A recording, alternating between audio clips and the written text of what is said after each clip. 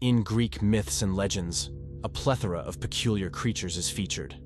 In the sea near Sicily, alongside Charybdis, dwells a monster with 6 heads and 12 legs known as Scylla, while the sirens can ensnare sailors with their alluring songs.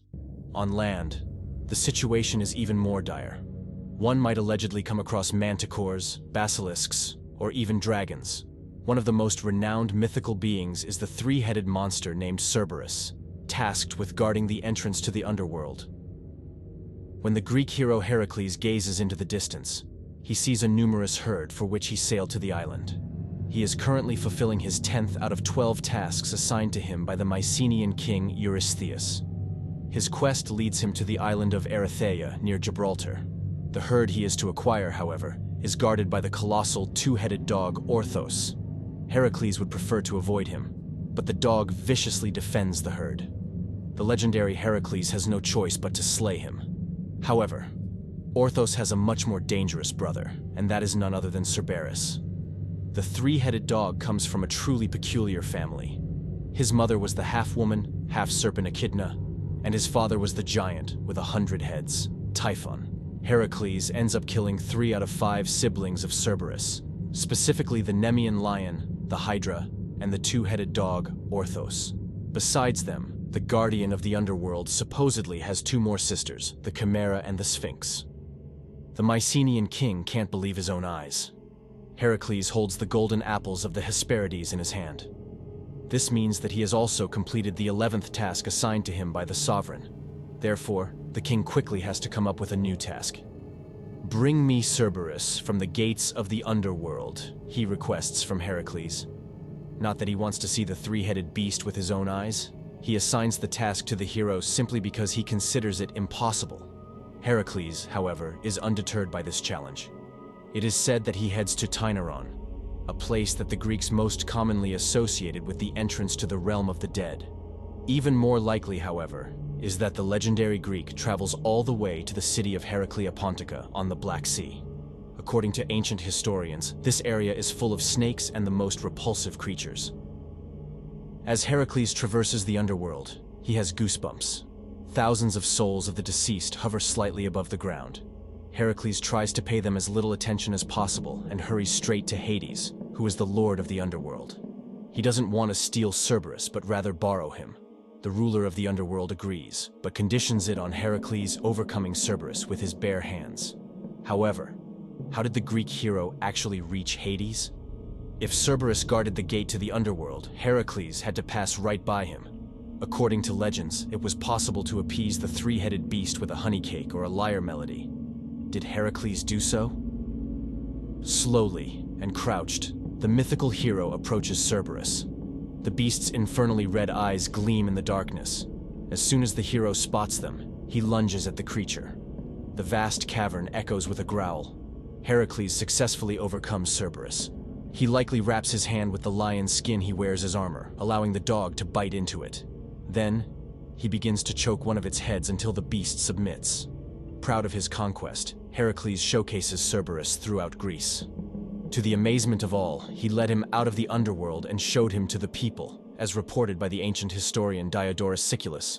Women and children reportedly flee in fear from the 3-headed dog. However, the Mycenaean king is not enthusiastic about Cerberus.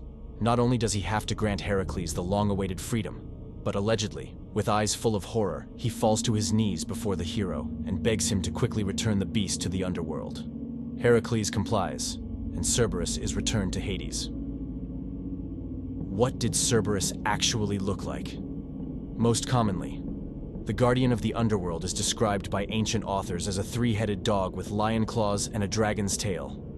However, individual descriptions differ quite a bit. According to the famous Roman poet Ovid, Cerberus had venomous mouths, and disgusting snakes grew from its neck. Poisonous reptiles are quite often associated with Cerberus.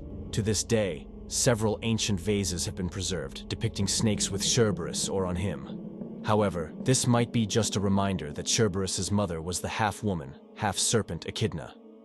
In older times, Greek writers even described the guardian of the underworld as a beast with 50 or even 100 heads. Since antiquity, people have debated whether Cerberus was merely a myth or a real creature. And if it did exist, what kind of animal was it? Some ancient Greek writers believed that Cerberus was a serpent.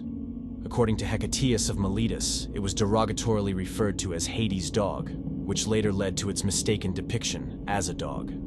On the contrary, Heraclitus presents a much more reasonable conclusion. According to him, the underworld was guarded by 3 dogs, and these beings might have appeared as a single entity due to darkness, a shared chain, or some other optical illusion. A similar belief was held by Pollaiuolo, who also asserted that Cerberus was an ordinary dog. The 3-headed beast's form, according to him, was derived from the name of the village where it supposedly dwelled. The village was called Tricarenia, meaning 3 heads in translation. However, according to some scientists, Cerberus could indeed have been a 3-headed dog. Multi-headed animals are occasionally born in nature as a result of improper separation of monozygotic twins or triplets, known as polycephaly. Nevertheless, none of these theories fully explain the alleged peculiar features of Cerberus. The very word Cerberus is worth noting, as it doesn't sound very Greek. According to linguists, it finds its way to the Peloponnese from the Indian Sanskrit. In Sanskrit, this word means spotted. The key to solving the puzzle of what kind of animal Cerberus actually was might lie in its own name. One of the animals most resembling a dog is the hyena, and the largest species of hyenas are described as spotted. Many indications suggest that this creature might be what Cerberus represents. Hyenas are exceptionally ugly creatures and have instilled repulsion in people from time immemorial. Their howling resembles laughter, which is immensely eerie. Unlike dogs, they live in caves or underground dens. However, hyenas were never present in Europe. It is possible, though, that one of these creatures may have wandered into Greece, or that Heracles brought it from the Middle East. A similar creature to Cerberus also appears in northern mythology. The stories of Garm and its Greek predecessors seem to be very alike. Garm, as a fearsome monster with 4 eyes, has the same role as Cerberus, as both guard the entrance to the underworld. Similarly to Cerberus, Garm is said to be bribbable with a sweet cake. His home is in the dark cave Gnippeheller.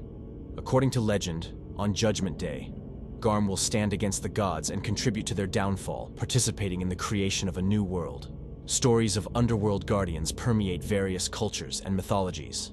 Garm and Cerberus not only share a similar role, but also some characteristic features. What do you think? Are Garm and Cerberus the same creature? Do hellhounds truly guard the paths to the underworld, or are they merely products of human imagination? That's all from us for today.